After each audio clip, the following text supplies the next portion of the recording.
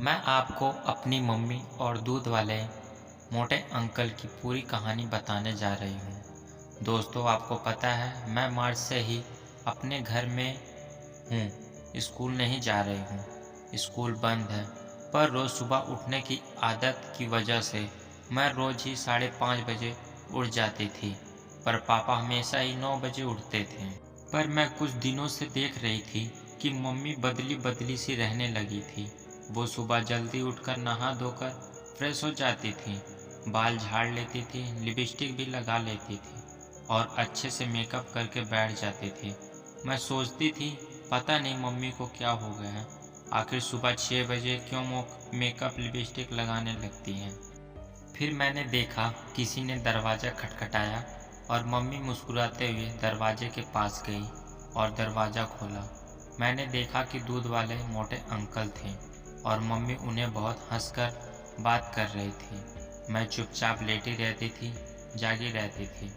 मुझे पता चल जाता था दूध वाला आया और मम्मी दूध लेने दरवाजे पर जाती और करीब 15 मिनट बाद वो वापस आती थी।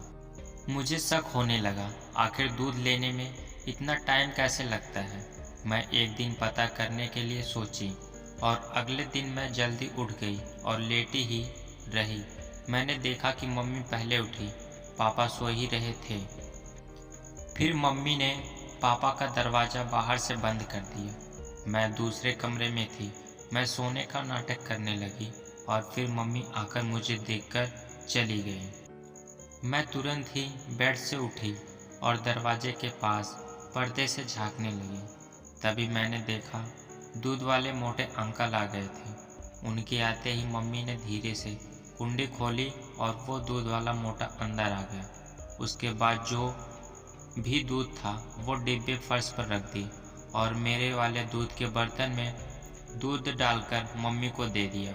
मम्मी तुरंत फ्रिज में रखकर वापस आ गई। इसके बाद मैंने देखा उस दूध वाले ने मम्मी को गले लगा लिया और फिर वो लोग बेड पर चले गए और थोड़ी देर बाद मम्मी की सिसकियों की आवाज़ आने लगी।